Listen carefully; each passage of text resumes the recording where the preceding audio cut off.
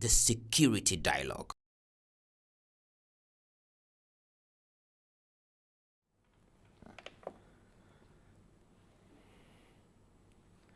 Assalamu alaikum wa rahmatullahi wa barakatuhu.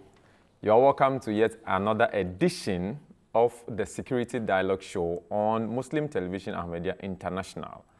Today, we take a look at impact of domestic violence on national security. Ghana in 2007 enacted the Domestic Violence Act, Act 732, to compensate for the various abuses that we see in our homes and our communities, which has a certain or some consequences on the nation, economically and in security terms. So today we have a very wonderful individual who is going to help us understand some of these issues and how it affects our national security. I have in the studio Dr. Letitia Adlid Appiah, who is the Executive Director for the National Population Council. Doc, you're welcome to MTA Studios. Thank you for having me. Thank you very much. We want to, first of all, thank you for always responding to us in a very warm way, in a very lovely way. Thank you. Thank you too. So, as I have indicated, we previously had some discussions, but we want to get more understanding of the issue because it's becoming something that happens within our society. And if you take a look at, for instance, some statistics that I have when it comes to crime statistics, and I look at rape and defilement, for instance, in 2017, nationally, we had about 514 individuals being raped and about 1,686 of defilement cases. Down to 2021, we have about 1,352 defilement cases and then 402 rape cases. I'm sure this forms part of the greater domestic issues that we want to discuss. But first of all, we want to understand what domestic violence is. Well, thank you once again for the opportunity. You have rightly defined it, domestic violence. Violence in the domestic setting. Okay. You know, that is basically domestic violence. You know, because you are security people, let's take back a little.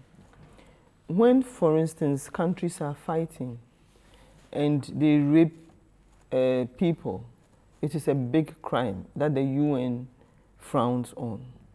Can you imagine that same crime being committed by somebody you know? I think that is even a bigger crime. Because this is between countries, people you do not know, and they use it as a weapon of war. And so the home in which you are supposed to be protected, if that weapon of war that enemies used against each other are being used in the family setting, that is how I want us to see domestic violence. It is being abused by people who are supposed to protect you. And so the consequences we can all see. If UN is against it, and we who are supposed to be protecting our children are doing it, then it's a bigger crime, and it's sad. Somebody rightly said that not taking care of children is a ticking time bomb that detonates from time to time. So that is the domestic violence. Violence in a place where you are supposed to be loved and cherished. Okay, so coming from the National Population Council angle, and I'm sure you have a control over our population, and I'm sure some of these issues of even rape result in some of the young girls becoming pregnant, some of them get infected with all manner of diseases and all of that. And we know that every nation counts on its youth, and the UN defines the youth population age between 15 and 24, and we are struggling to even shift it because you look at the energetic levels of today's children. I mean, it tells you that by even 40, we are still very youthful. Dependent. And then so I want to understand the various forms that this domestic violence take. Well, before we go to the forms that domestic violence take, let's go back to what the MPC does. MPC, it's like a gatekeeper. Okay. It's like when you are going to war, there's somebody standing on top and saying that the enemies are coming. And so let's mobilize to fight them. That's what MPC does. So MPC looks at our population and say, the way we are going is not helping us. So let's come together as a collective to address it. So we cannot do much without the collective involvement. That is very, very important. We have to understand that. We are all gatekeepers. For instance, the Galamsey that is happening, the people are telling us that this is what the issue is. So how do we come together as a collective to address it? So basically, that's what MPC does. Now you're talking about the forms of domestic violence. It can be assault, it can be beating, it can be rape, it can be trafficking, it can be defilement, it can be so many. So if we look at it, we look at trafficking. Even parents are trafficking their children on the Volta Lake. That is domestic violence at play. You look at people raping their children, not even talking about their stepchildren. That is domestic violence at play. People beating children because they are hungry. Hunger is a physiological thing. And if you have a child, you should anticipate that that child will be hungry and then cater for that child. So beating a child because the child is hungry and has stolen food. When children are full, they don't steal food. It's only when they are hungry.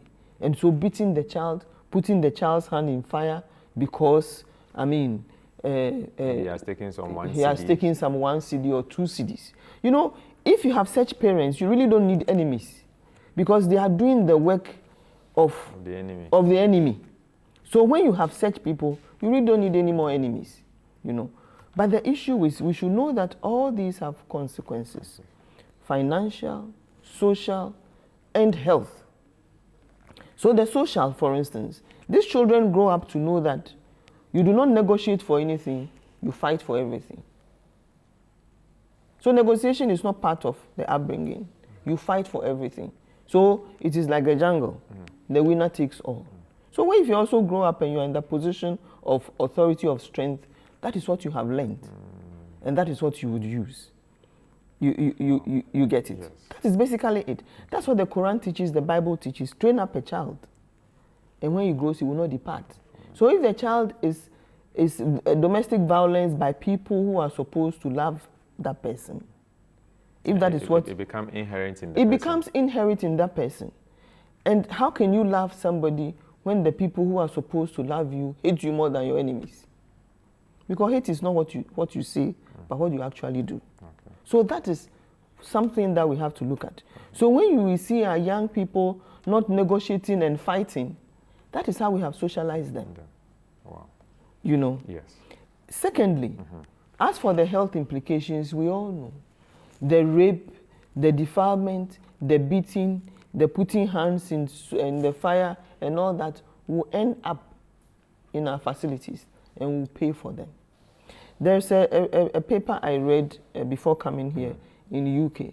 They realized that women, especially women, between the ages of 19 and 44, annually have morbidities annually, which cost the UK 23 billion pounds. Wow. Are we costing this? We are not costing it. And by all means, it will need money and energy.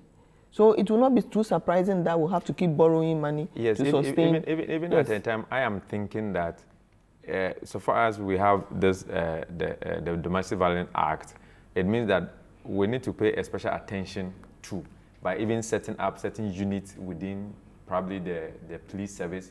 And that one also comes with specialization. And cost. So it means that the cost is going to be... Exactly. It's all part of the cost they costed in different sectors. Because for you to address effectively domestic violence, you need the prevention, you need to respond, and you need to sanction. These three have to go together. Prevention, parents have a duty to protect their children.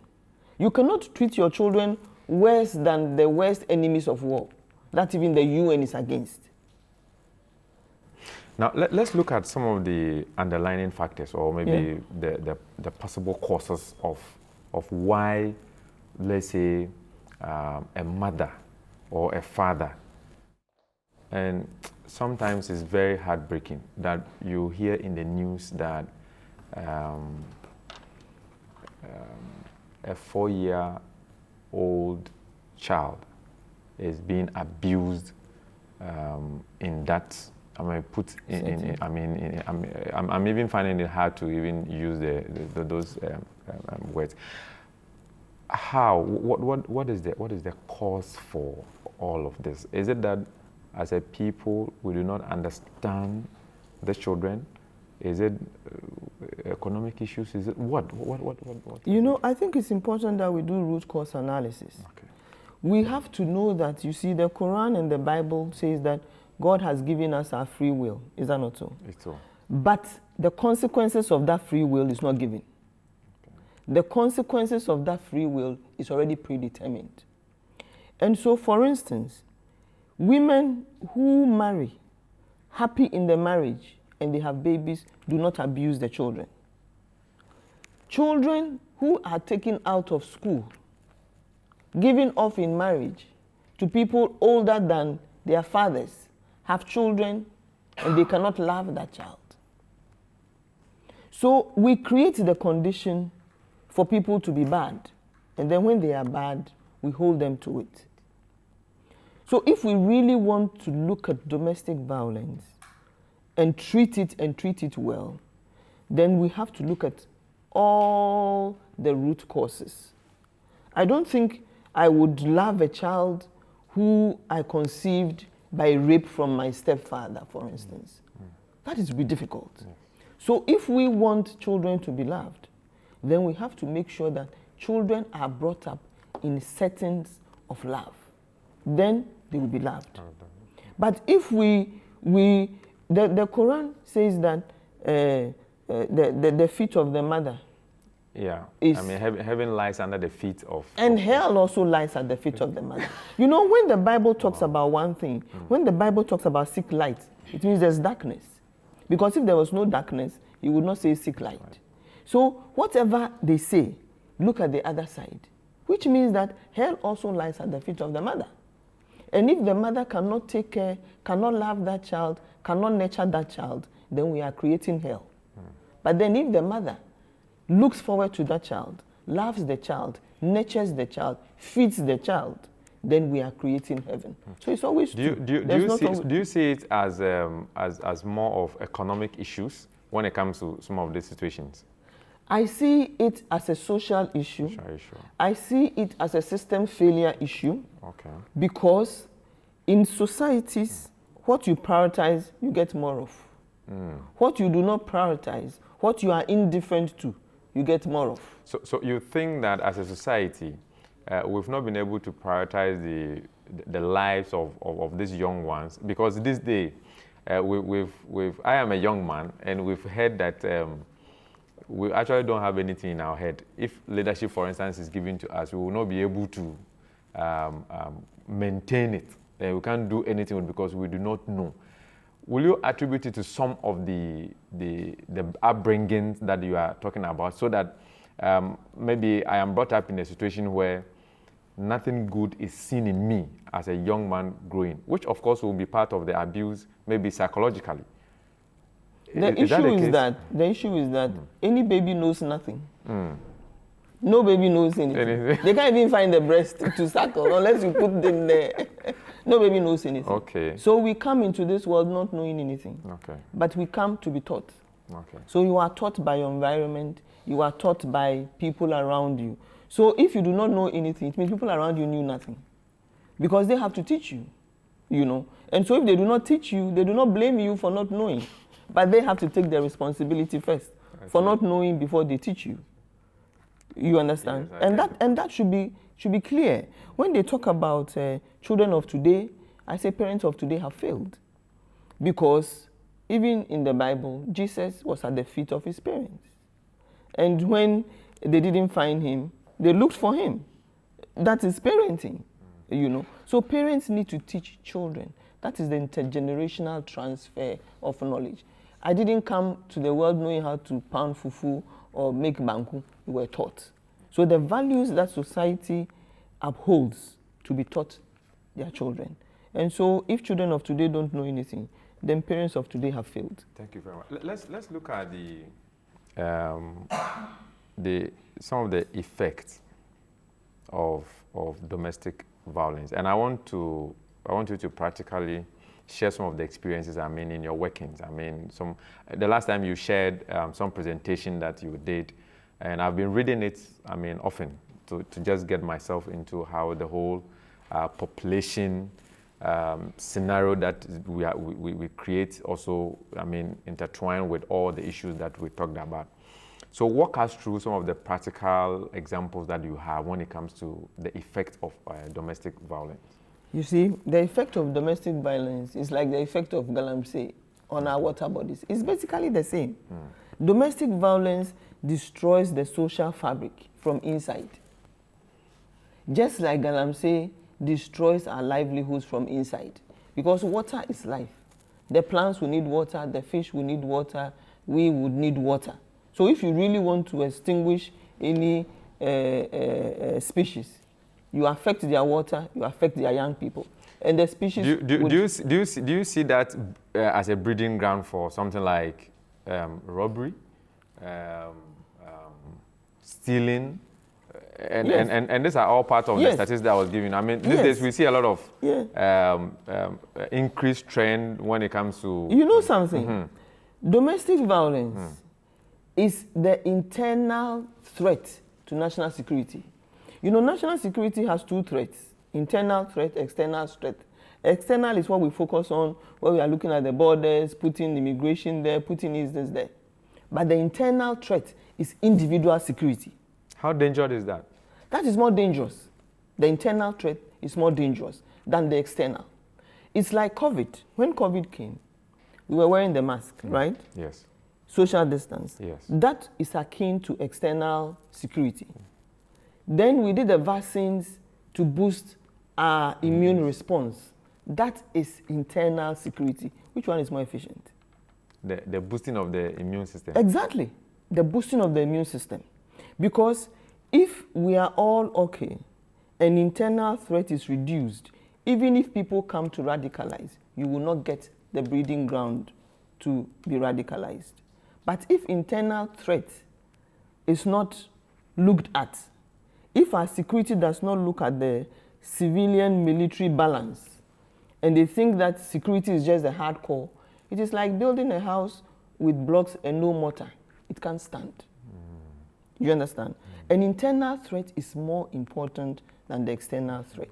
When internal threat is stable, there are some places where they do not have even prisons because the conditions are so good that nobody is thinking of going to commit any crime. And that is internal threat. You get it? So the internal threat, you need to prevent it, you need to respond to it, and you need to sanction.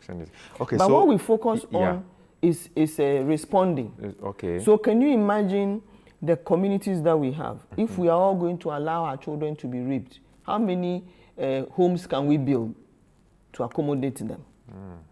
That is why internal threat is so important. But most of the time, we overlook the internal threat. Now, you've mentioned these three key things: the preventive stage, the response, and then the sanction. I'm sure the sanction definitely will have to go with how maybe some of them are being sent to prison and all of that. We'll touch on that to see the effect, or how, when it comes to the sanction, how the impact it has, whether it is actually making us to move away from it, or maybe there's another way we need to look at even the sanctions that we need to. Now, the preventive, between the preventive and then the response, what are we supposed to do? Because for me as a security person, and just as you mentioned, we need to look at the internal issues, not only even equipping the police for them to be roaming about and patrolling and all of that, but if the community itself is peaceful. The because family. the family is peaceful because the upbringing is good. They know that don't do this, don't do that, don't do this, and then they are giving them the necessary support, then they will not be able to do that. What are the key preventive measures that we are supposed to take to be able to avert some of these things that we are talking about? You see, the key preventive method, what I said is that not taking care of a children is a ticking time bomb. Okay. So that's basically it. So take care of the child. At home. At home. But someone will tell you that now the economic issues are very harsh and I cannot even feed and I put my 1 CD, or the child has to go to maybe some farm to go and help somebody, and as a result of that, he or she is abused. And if that one comes with rights. It comes with rights. So yes. Then will you say that that child's right is being abused because maybe he or she is like, let's say 13, 14. She can go to farm or she can go carry firewood or something, and then as a result of that, he meets or she meets this kind of abuse. You see, what we need to realize is that gifts are gifts. Okay. If you cannot take care of gifts, you have no business having the gift. I mean, we have to learn to come to that. Okay. You understand? Okay. Because on the final day, we will not be asked how many you brought. You will only be asked how many you were able to care for. That is important. Look, these whites are doing what they are doing so that in distress they have monies to rely on. Savings. So how can you take care of a child, still save for a rainy day? That should be what should define. So you should have that economic power. You should have that economic power. Because what is the point in putting our children at such disadvantage in the 21st century? It is not just Ghana, it is a global village. There's a child being born in China, in UK, in this, who is being fed, who is being cared for, who is being exposed to all the good things of the world. Then you have 10 of us in a room where there's no toilet, there's no water. Is it a crime to be born in Ghana? No. It shouldn't be. But it's ending up probably to be. So that should guide us. And we should know that, like I said, the choices we've been given, but the consequences, we will bear it individually, collectively, somehow. So that should guide us. I'm sure that if I had as many children as my father had, you would never even have found me to come and sit here to talk to you. So life is full of choices, and we have to balance it. What do you want? Do you want quality defining your numbers, or your numbers defining your quality? That is something that we have to. We can't have our cake and still eat it.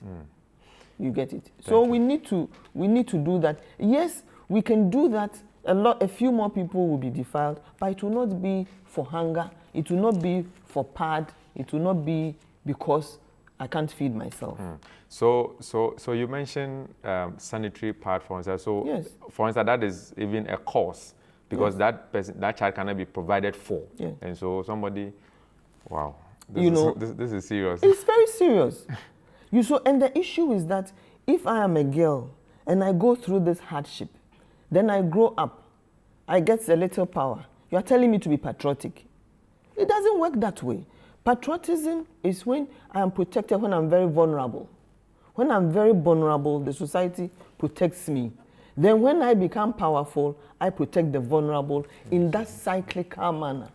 But not when the society makes me vulnerable, takes advantage of me, then when I get power, I'm supposed to be patriotic. So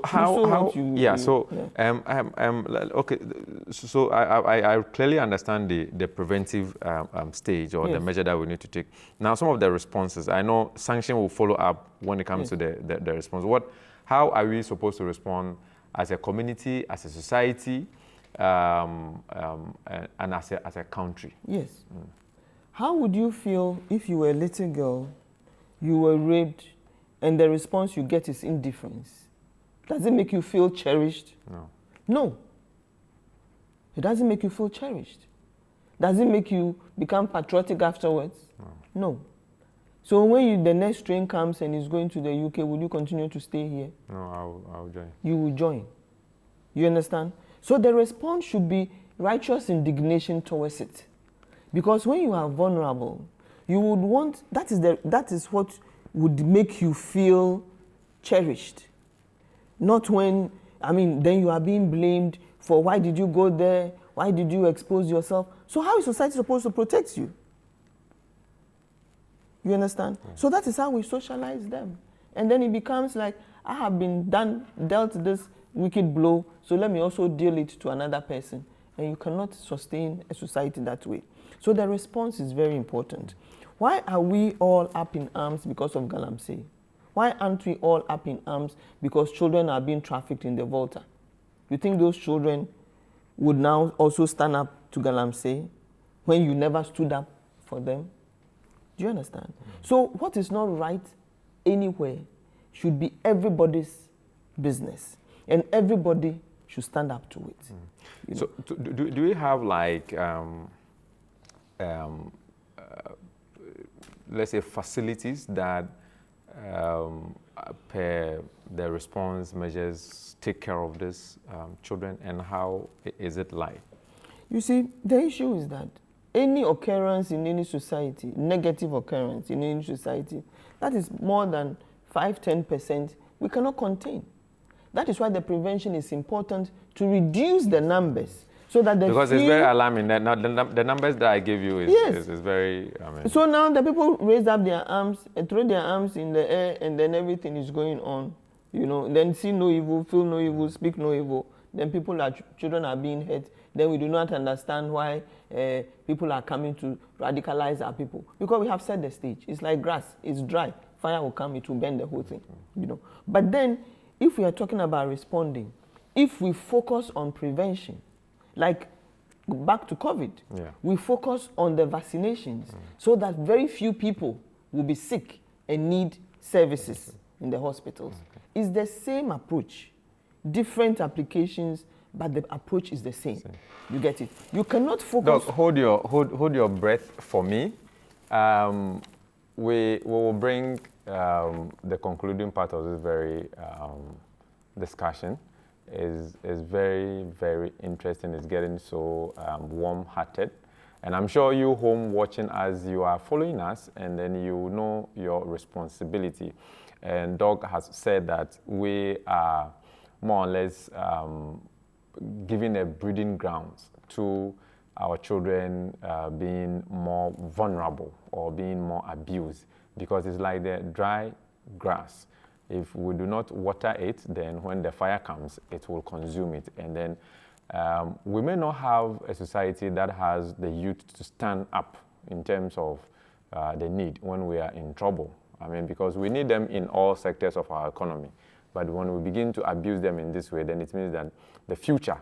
And I recall that K. Buzia, one of our Ghana's former prime ministers, said that the youth are the most resourceful material that we can have to build a nation, and so we need to protect them. When we meet next week, we are going to look at how this actually affects our security situation, and then we'll be looking at radicalization, how our children can be radicalized and how we can prevent that. So I'll see you next week. Assalamu alaikum wa rahmatullahi wa barakatuh.